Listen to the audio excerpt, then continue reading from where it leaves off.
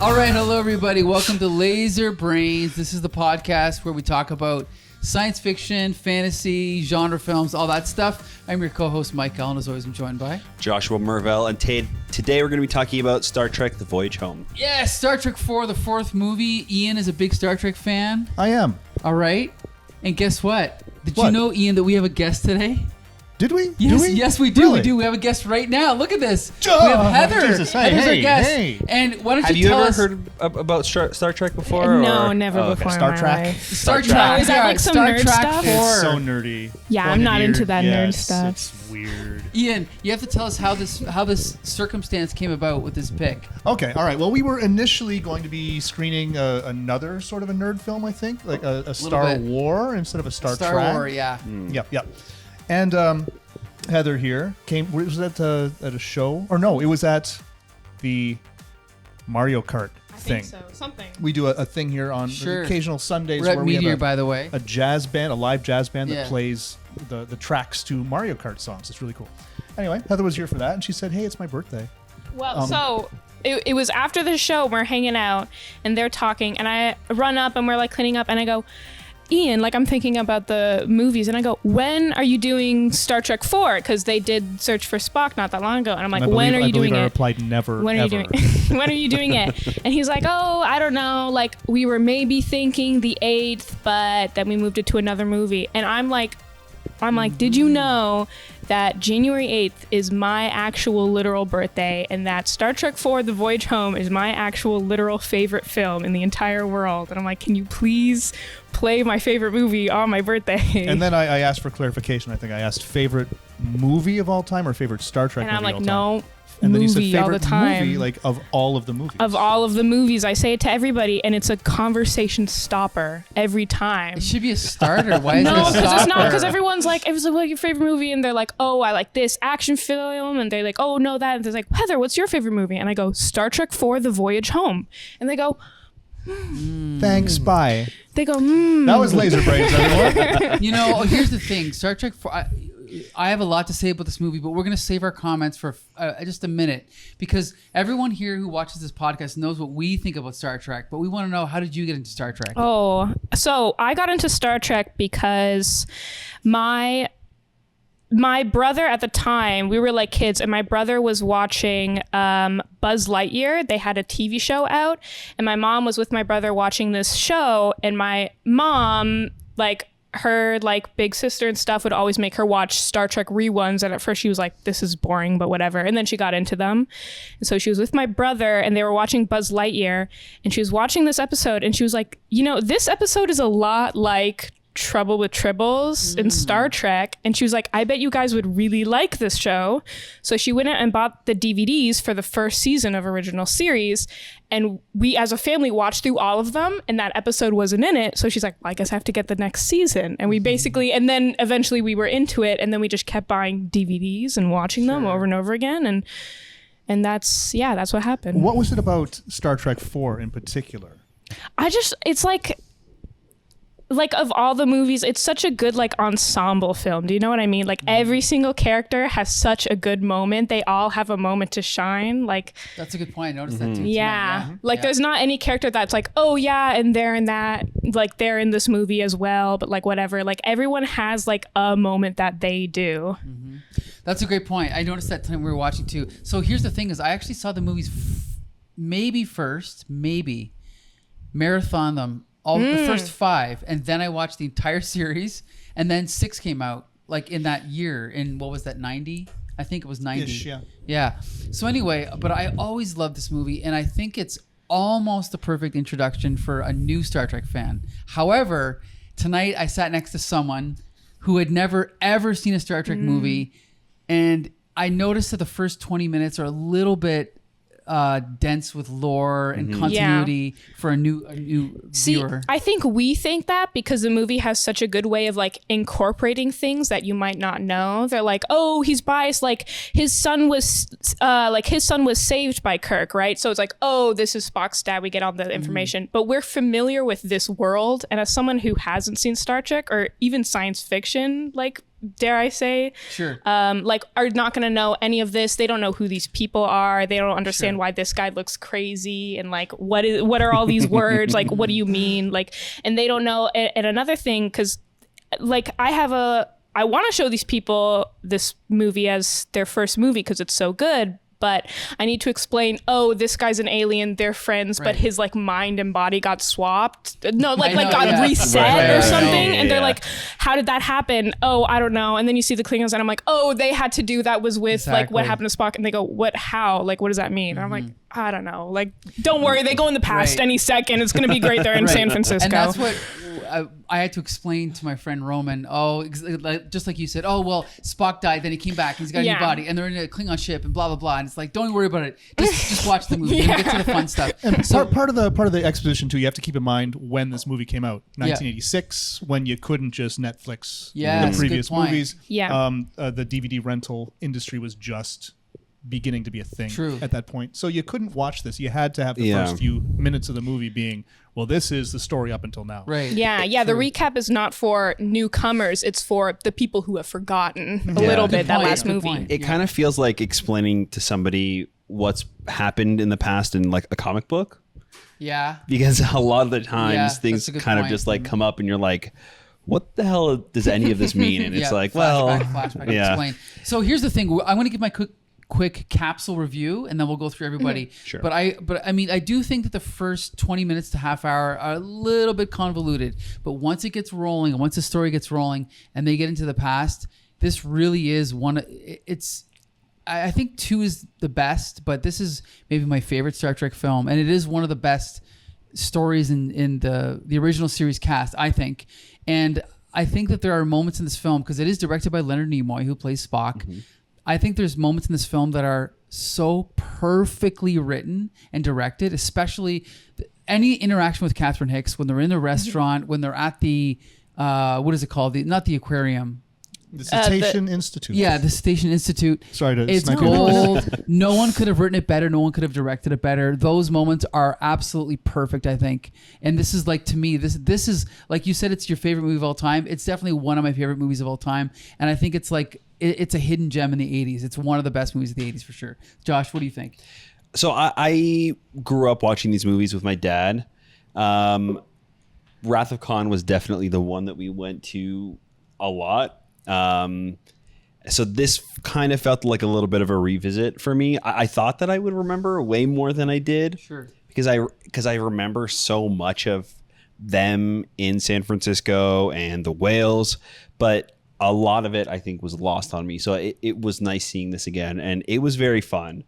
It's extremely ridiculous and goofy, but I kind of love it for that. Like isn't that why we all like original I didn't see any series? goofiness. Like some people like people who didn't grow up with it, like maybe we did, are like, why do you like original series so much? It's so weird. And I'm like, no, but like that's the best part. Right, like you don't get it. Like I'm like, watch it again. You don't get it. I agree. I've heard the most insulting thing I heard was someone describe the original series as it's like the Adam West Batman. Whoa. And the thing is the Adam West Batman is great, but it is a satire of Batman. Original Star Trek is Star Trek, right? Yeah. Like it's weird, it's scary, it's lonely, it's everything. It's like almost like the Twilight Zone in space. And I think some of that has been lost with all the successive versions. Even though I love them all, this is still the best one, I think. Yeah. But Ian, I want to know what you think of this movie. Voyage Home. This is the first movie that I remember seeing in theaters. Oh, wow. Yeah. Okay. I saw this in theaters. I would have been 8 or 9 years old or so when it came out. Mine was And- La Bamba. But anyway, go really? ahead. Same year. And I was living in Kingsville at the time, so you had to actually get in the car and drive for a half an hour to go to the theater. So it was a big thing. So we're going to see a Star Trek movie. Oh, this is so good. I cut my teeth on Wrath of Khan and Search for Spock that I watched on network broadcast television, recorded them on VHS and played those tapes until they disintegrated in my hands. But this is the watershed movie, and like in a way, this is my movie, just because I saw it in such a grand spectacle at such a young age. It's so much different than the rest of them, though. So it holds a different place in my brain too. It's very much a fever dream. It is completely ridiculous, yet it manages to hold itself together. It's a very cohesive fever dream. Sure. And it knows exactly what it is. If you pay attention to DeForest Kelly's dialogue as Dr. McCoy, he knows exactly how ridiculous this all is, and he's not shy to say it. Sure.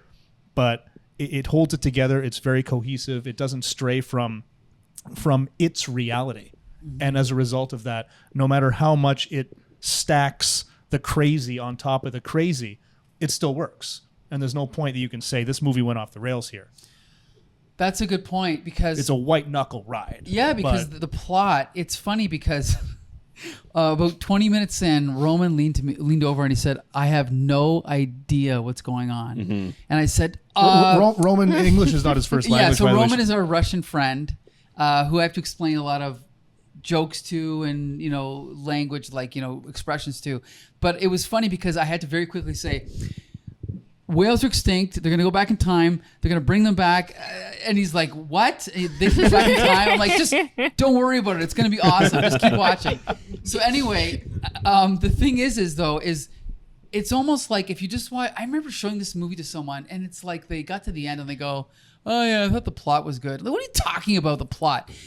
Even though this movie is about the whales, and that's awesome. The whales are the MacGuffin. The whales are just an excuse to get them to the past. And of course, that's a great message, save the whales.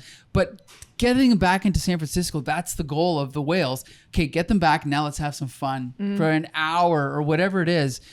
Again, when they get into that, what is it called, Ian? The Cetacean Institute? The Cetacean I Institute. keep answering your it's question. like, here we go.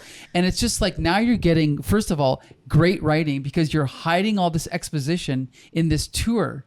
So the audience is learning about whales. The audience is learning how important it is about their coming extinction and all this other facts. But it's like, no, this is part of the story, but it's disguised, right? It's exposition disguised as part of the story. It's great. And then we get this genius comedic moment where all of a sudden Spock disappears. And Kirk is like, where the hell is Spock? And he looks up and he's in the tank.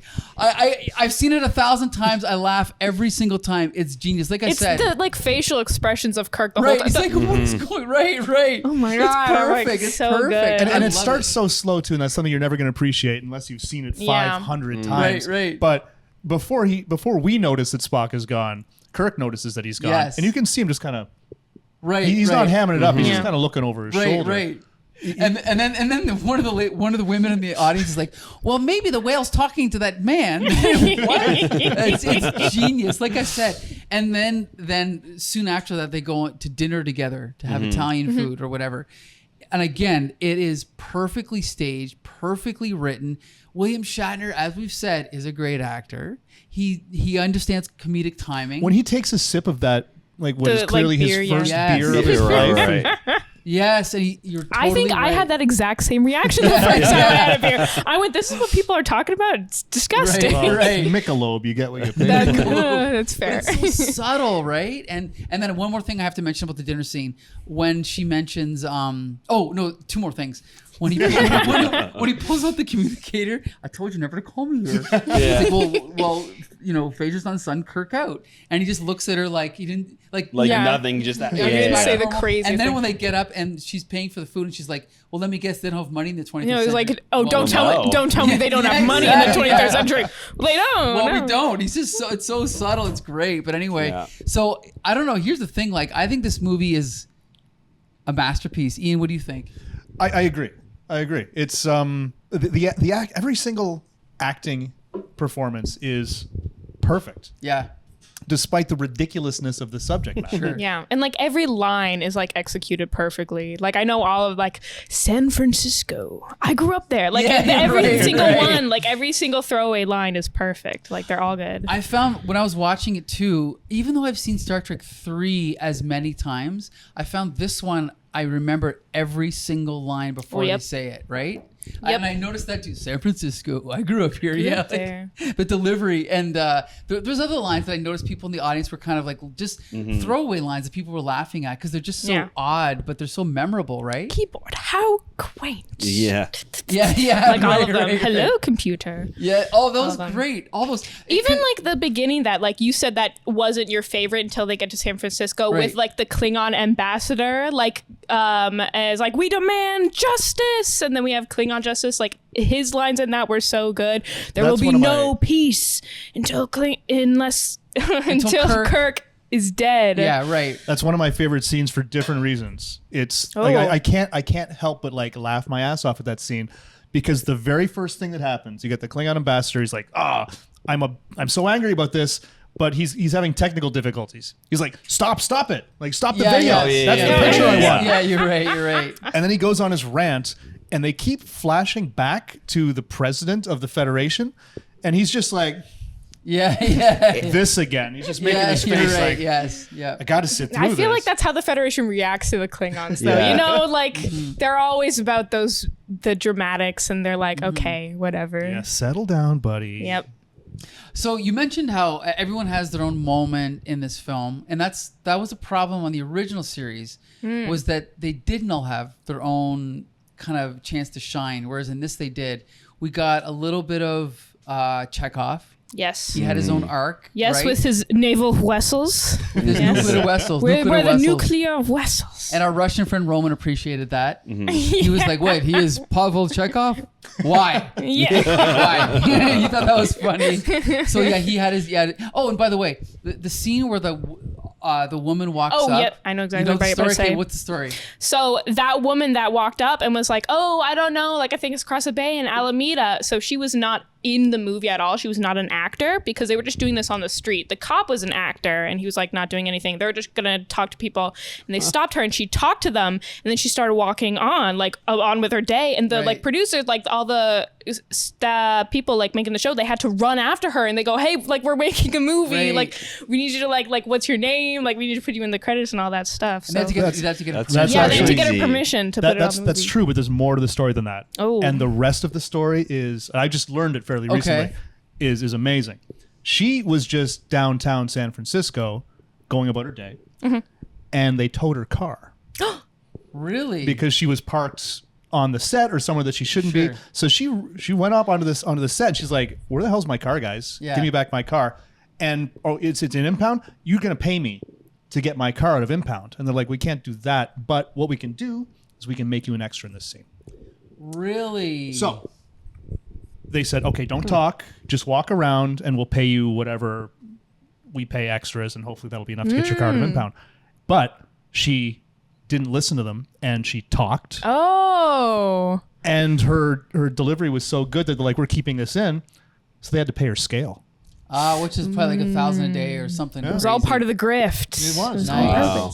So Heather, do you know any other trivia about this film you'd like to share? Like any cool little tidbits?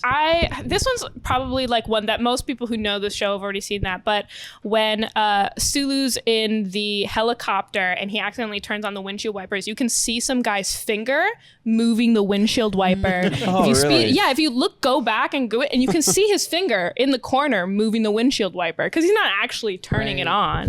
You're just flicking some buttons, so you can see his finger there. Oh, terrible movie now. I know. I know. I like to point it out. Well, so Josh, you have access to the Wikipedia. Do you have any other trivia you'd like to share with us here? Oh, wow. Or do you want to do it? Okay, now usually we go through every actor and we talk about them, but there's really only one new actor in this film that we should talk about. Do you want to talk about Catherine Hicks? Well, we have to. Let's talk about Catherine Hicks. Okay, Josh, what do you think about Catherine Hicks? Are you familiar with Catherine Hicks from anything else? Well, I know that she was born August 6th, 1951. Amazing. He's just pulling this straight off the dome, retired. by the way, guys. No, yeah, she was great. Apparently, she also didn't know anything about Star Trek. Well, we know that from the interview done on the Comic Book Syndicate. So I think that helps. I think that actually kind of like helped her a little bit. It really helped like her. it's not knowing kind of like Yeah. what she was getting involved with as an actress, like stepping into this world, definitely helped her here, and she did great. I totally bought her also as a scientist. 100%. Yeah. She had a lot of personality, down to like the car that she drove. Like it just like What did Roman say? Roman said, why does this beautiful woman drive a car like this? Yeah. Like that's what he's concerned Yeah, about, yeah. but whatever. But it's true. Like I think it kind of brings her down to earth. Like she Yeah. feels like more of like a real person that we've kind of just Yeah. jumped into her life partway through. What do you think, Heather? Oh yeah, no, I mean like I like everything about it is like so believable. It's like such a real character to me of just being like, yeah, this is my passion and like screw everybody. Like I love when she like slaps Bob in the face. Right. I'm like, yes, we hate Bob. Me and all my homies hate Bob because he doesn't get it. But, like and just like He thinks whales are stupid. he thinks whales are stupid. I love how he's only in 2 scenes. And he's insufferable He's in the both of villain of them. And movie. he's the bad guy. And it's like they introduce him. He walks in and he says a little. He makes a little underhanded comment about, I know. "Wow, we don't know if they're intelligent." And she like flies off the handle. And then the second scene is even Roman was like, "Oh no!" When we see that the tank has been emptied, Yeah. and even Roman was upset. And then she slaps him, and it's like this is great writing. Like it's like introduce this guy. We hate his guts. He's the antagonist, right? Yeah, I love like especially rewatching it when he goes up and he's like, "Oh, how you doing?" And she's like, "Yeah, I'm fine." He's like, "Don't tell me fish stories." And she Yeah. looks at him and like the first time you're like, "Okay, yeah, like she's learning more about it." But like she looks at him the second watch and you see it and she goes, like, "It's eating me up inside. Like, what do you Yeah. want me to say? Obviously, it's killing me. Like, why are you asking me this, Right. Bob? Get out of my face." It almost feels like there's such a backstory to them that we don't know about, but we can see it in that little I could moment. totally like I could see like a whole story of Right. that like between them. Yeah. Like I can totally see it. Like, oh, she thinks she's cute, but like he's dumb about it and she has Sure. no interest in him whatever. whatsoever. Yeah, I think exactly. too, like that kind of points to how great she is in this role because Yeah. I don't get that from him. You know what I mean? No. I get all of his character from like how she's reacting to him. Yeah. So She's annoyed. She's a little exasperated. Yeah. And it comes out of nowhere for us, but we have to know that there's something behind it. Right. Yeah. It's just her day to day, and yeah, we know the relationship right from how she's acting. So yeah, she was great. Child's Play. She was in Child's Play 1. Oh, really? She was in a TV okay. show. Does anyone know? Was it Seventh Heaven or one of those shows? She started in a TV show, so she has had a storied career.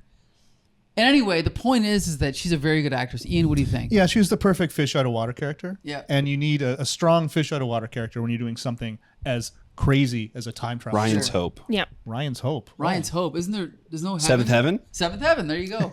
Yep. So she was a big star in the 90s. Anyway, go ahead, Ian. Yeah, no, she was she was believable.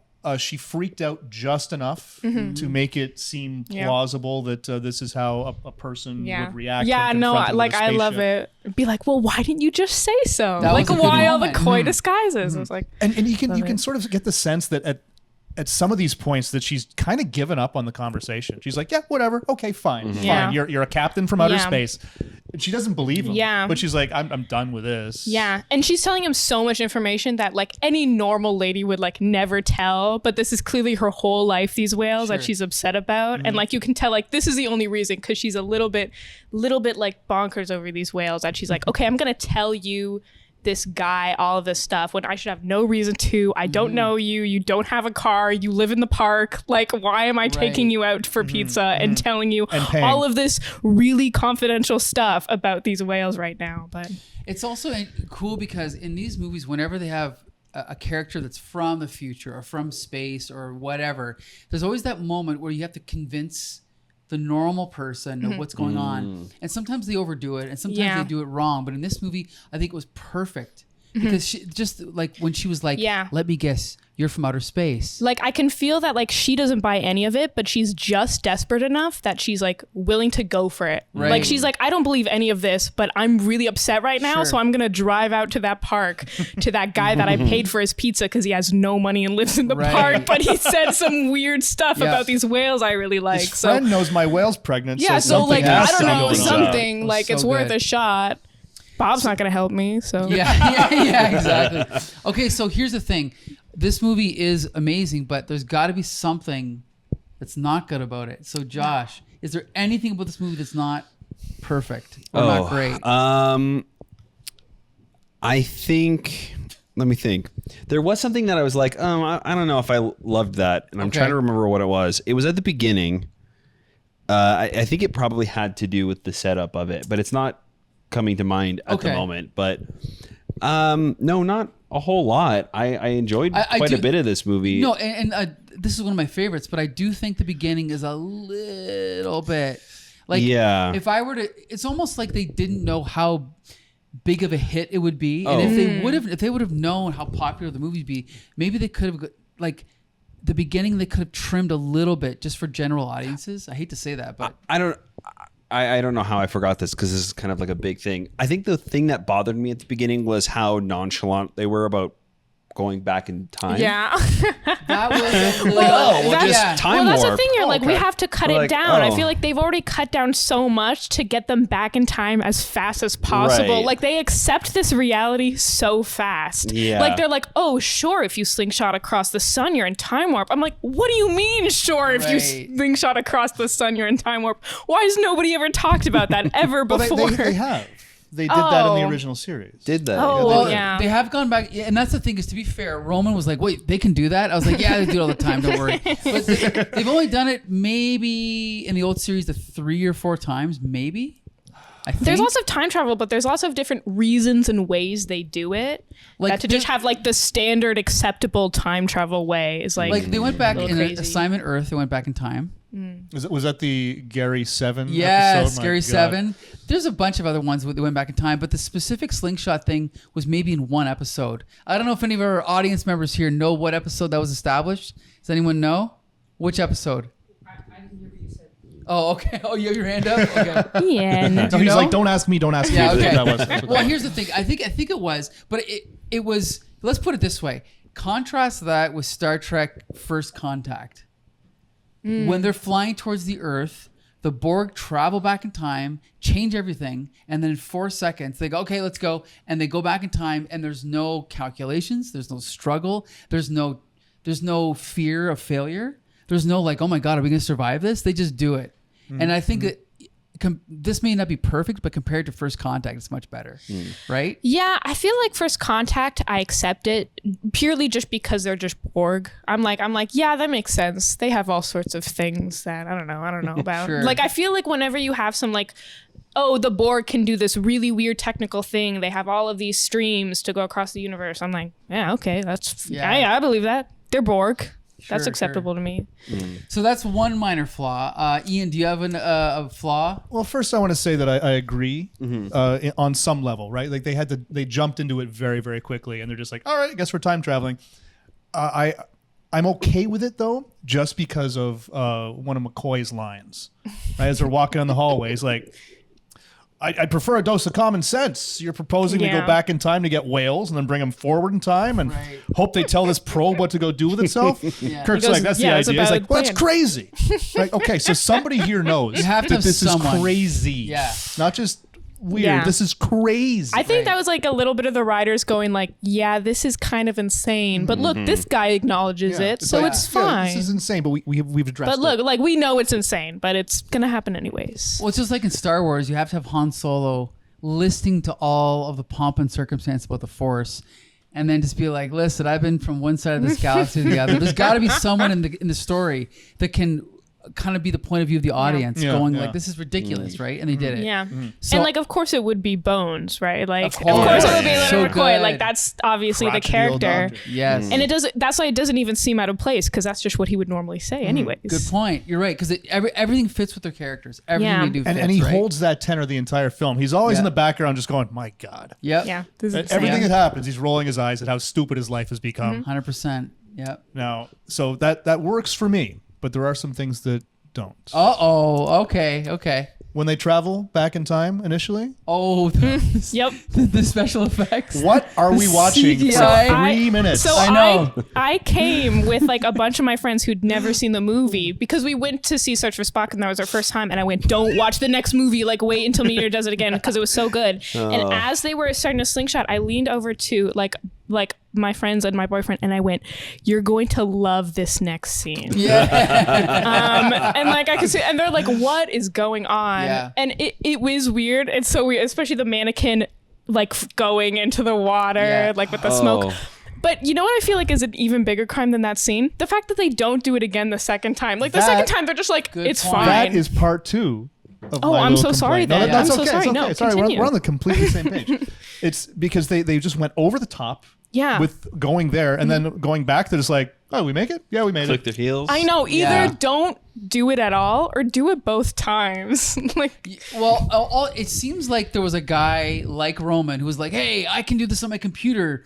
Let me scan you and put you guys And that's in." the thing. It took costs months, a lot of money too. and a lot of time to do this. Really? Because this is very early 3D scanning. oh Right. yeah. This movie came out in 1986. Yeah. They're still trying to figure this stuff out. I don't know. I wish they did for- something. Like even just take the exact scene they just used and literally just reverse it. Like Sure, I would accept something. that. Something. Okay, but Something. just Or for how about some reference clocks too. flying through space. Even just like yeah. just the blue filtery thing and just have some Yeah, waves something. and come back. Yeah. Instead they're just like This was almost. they a didn't even close their decade. eyes the next time. They're just Yeah. like Yeah, everyone fell Fire, asleep like, the first time. How come like, they fall asleep the yeah, second time? braking thrusters fired. Yep. All right. All Sounds right, great. We're good. Yeah. We're here exactly where we need to be Yeah, for the plot to resolve. it took them months to render all of this. Like this is a decade before Toy Story came out. Okay. So it's like a long time. No, but what I'm laughing at is they blew like what 10, 20 million. Probably. And they're like, "Oh my god, wait, we need one more shot." Okay, Ralph, I want you to get a shot of a swamp. We're gonna figure out how it fits in later. What the hell was that shot? It was just it wasn't even an ocean. No. It was the Oh, shot of like a yeah. It's swamp. Point Peely. It's like they took it on the boardwalk. Oh, I How do totally. we It make this doesn't make any spacey? sense. Let's I play always- spooky always noise over forget it. about Done, that. I it's forget perfect. about that. and I actually, because I haven't seen it in a while, I thought the camera was gonna like tilt up and we'll see, the Klingon spaceship flying into the shot. But No, it didn't it's have nothing. It wasn't an establishing shot. It was just part of the. There's like some time light travel. changes. It's like something's happened. But it's very very quiet too. It's like the Right. Yeah. Right. They could have It gets very very used quiet. those seconds for the going forward in Yes. times, have some blue filtery stuff, have that transition. I've been in the shoes of the editor where they go, okay, you're showing the preview of the movie, like, don't worry, I'm gonna change that, and then it's shown to a million people. Oh shit, I left that shot in. That's exactly what it felt like. You know what I mean? But anyway, okay. So Heather, is there anything you did not like about this film? Anything that was You're allowed to not like. You're things allowed about to your like favorite one movies. thing. I mean, I We won't agree. tell- We agree with the scene like as well. I wish they'd done something to go back or just cut it all together. But having one of them and not the other felt a little weird. I always found it strange that Jillian didn't stay on Earth after going back into the future, because her whole thing was like, well, I need to be there because no one else knows about these whales. And as soon as she got in the future, she's like, well, I'm leaving this dump. fucks off Like, my spaceship. get me off of this planet. I'm I'm like, going to see if there's what are any you- whales on Mars. I'm like, what are Yeah. you talking about? This is your whole reason for being here. That was weird. I think it's probably just because the writers were like, well, we don't want to tie Kirk down with a girlfriend, right? So that's Oh, probably It's not yeah. as though he's tied down to Earth Yeah, at he's all tied- either, right? yeah, I don't know. Sure, no, but I think it's more In fact, like he's more likely to run into her now. Well, like no. yeah, I they think that kind they of wrote it so that she would go on one mission and he would go on another. I think that's what it was. yeah, but like. Sure, they had chemistry, but like they weren't like, oh my gosh, so we're going steady, right? Yeah, like I don't yeah, think he's yeah. tied Right, yeah, down yeah. to anything. They haven't even you know what I kissed on mean? the mouth yet. No, they haven't. Yeah. She gave her a little kiss goodbye, and I think it's the only reason so that like they could let her do some of those cheesy lines of "I see across a galaxy," Yeah.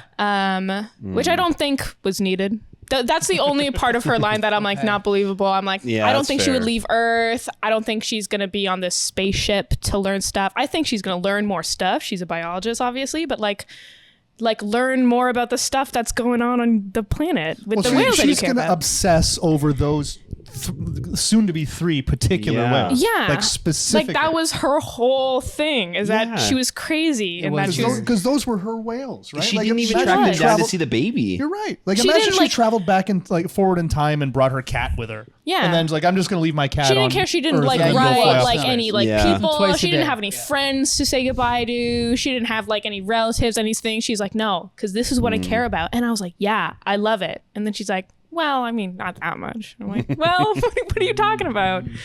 But you kind of have to wonder with this popped into my head not too long ago.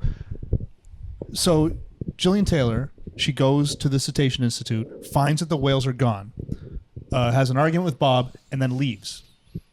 And then in the Earth timeline, she's just gone Oh, I forever. thought about that. She's a missing person. Yeah. Yeah. Yeah, I know. I mean, they're looking for her body. Yeah, I at know. this I point. know. You're totally right. Because I she's know. so upset about these whales. Bob Oh, is I think suspect Gillian- number one. Like I'm telling You did have a fight She's the with her last the day person. Like you before, had a yes. so you're the last person who had had conversations with. Like what was that last conversation about? Yeah. Well, she was really angry. did Really? slap you in Did the that face. upset you? Yeah. So okay, I have one last thing to say before we wrap it up. There's one thing I noticed in this movie that I never noticed in the 50 times I watched it before, and that's Spock's arc. Yeah. His character arc. When there's one moment when Kirk is walking out of the room and he says something like, "We're not just talking about the future of these whales. We're talking about the future of She's human like civilization." like mission, like fail our mission. Yeah, We're something talking like- about the end of every living life on Earth. Don't you got any? You're half human. Don't you have any goddamn feelings about that?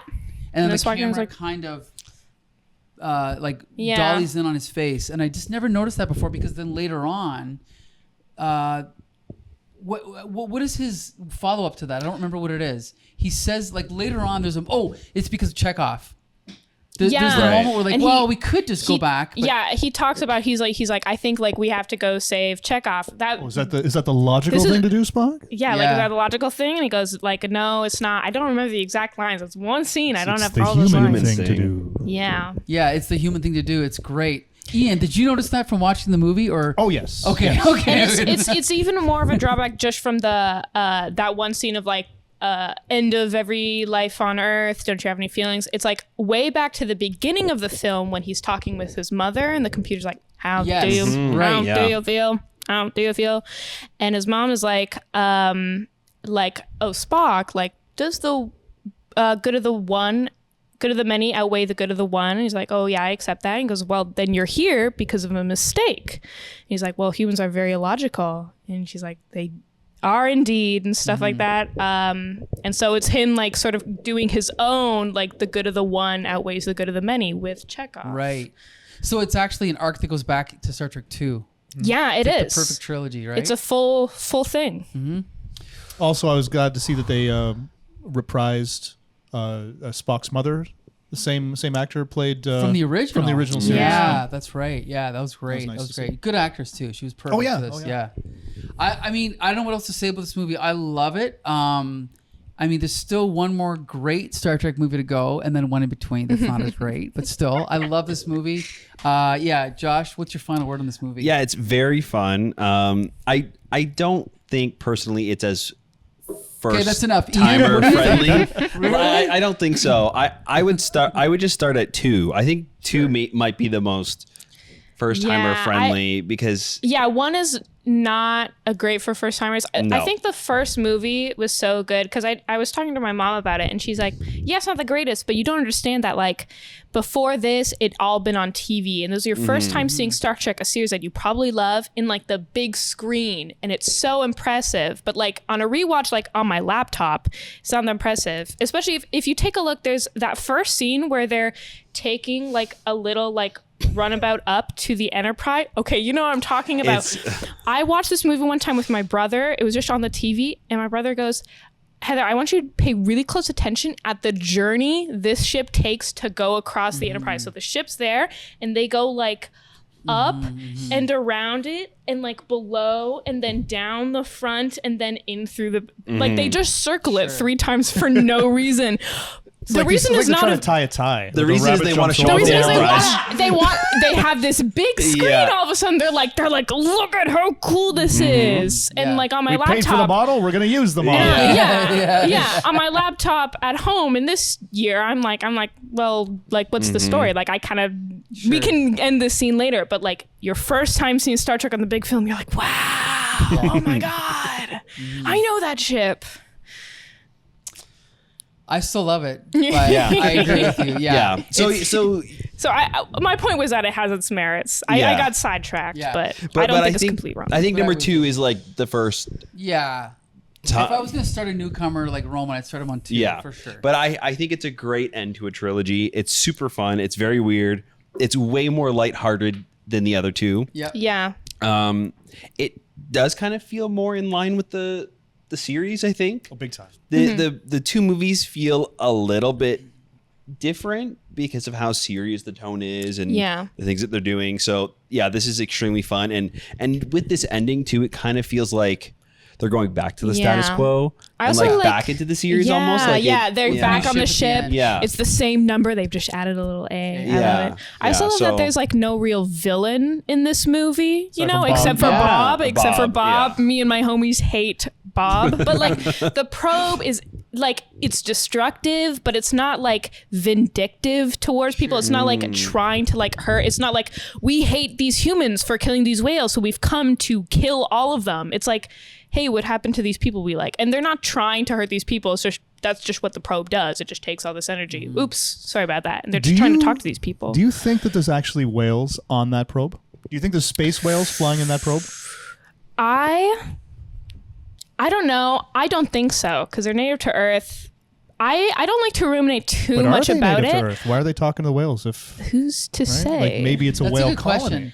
I always thought they would just my theory is they had been in communication with Mm-hmm. the whales and now they're gone. So they tried to figure out what's going on, but there's not actually whales in there. I just think they speak the same language. Yeah. That's all. I think I don't there's know. whales in there. Yeah? I don't think there's whales in there. I think somehow they speak the same language. It's some distance place. I don't like to ruminate on it too much because I really love the probe as an entity in this movie that we never see ever again because Yep. it's one of the few like aliens or entities in Star Trek that we know nothing about, like nothing. Like we don't know what this is made of. We don't know what the probe is. We don't know why they're talking. We don't know how they're able to do that. We don't know why they came all this way. Like were they able to communicate with them before?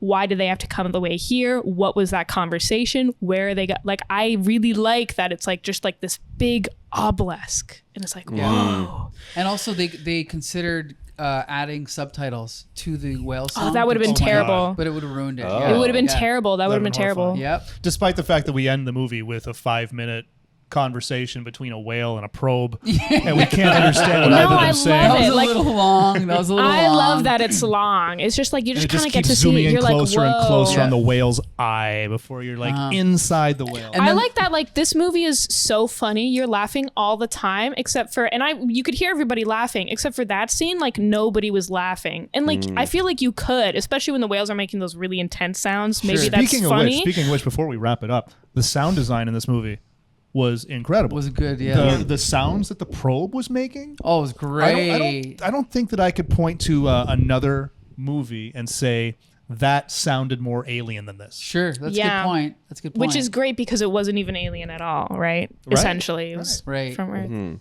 It was clever. It was clever the fact that they thought to alter the sound to make it sound Yeah. like how it would underwater. It was great. I love that whole thing. Yeah.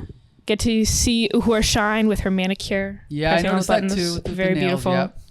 Oh, what can you say? Anyway, I love this movie so much. Yes, you should watch Star Trek 2 and 3 first, but it's still a great movie. So this is highly recommended by me, Josh, Yeah, definitely. champion. Oh, absolutely, absolutely. One of these days, I'm going to watch it on mushrooms. I haven't yet. Okay. I haven't yet. We don't advocate the use of psychedelics on the show, but Didn't say what kind of mushrooms. sure. Okay. Oh, shit. We're also not On your judging any pizza, I'm sorry. lifestyles. Yeah. Yeah, no. I mean, I feel like my love goes, like, does not need saying. Once again, favorite movie of all time. This is now multiple birthdays that I've had where it's like, what do I want to do? I want to watch Star Trek 4. Except every Nice. other time it's been in my living room, with whatever bag of chips that I have. Now I've gone out. I'm with people with big surround sound, big screen. It was lovely. I was so Great. happy. And we're going Very to good keep birthday doing gift. this every Wednesday at Meteor, right? Every Wednesday. Next Wednesday, it's going to be Star Wars Revenge of the Sith. That's right. And then after that, it's going to be Princess Mononoke. Mononoke. Princess Mononoke. And then after that, it's a Miyazaki secret. classic. But we'll keep you posted. And guess what, Heather? If we review another Star Trek movie, you're welcome to join us if you're Oh interested. my gosh, I would be honored. Awesome. Okay, well, we're looking forward to it. Josh, where can you find our episodes? You can find all of our stuff over on our website at thecomicbooksyndicate.com. You can also find all of the video format versions of our episodes on our YouTube channel, so check us out there. Leave us a like, leave us a comment. Let us know what you guys think about The Voyage Home. And we want to thank Champ Ian for hosting Uniplex every Wednesday night at Meteor. Thank you. Anytime. I always look forward to them. All right, we want to thank Heather for dressing up in cosplay tonight. This is great. Thank you so much. I made this for my Wow. 17th birthday. Made that? For That's my incredible. That is For- spectacular. For my 17th birthday, my mom took me on the Star Trek cruise, and I needed a costume. That's so. great. Wow. Awesome. Cool Thank mom. you so much. I know. Okay, there you go. Join us again soon for more episodes of, what is this called again? Laser Brains. Brains. All right. Woo! All right, thank you.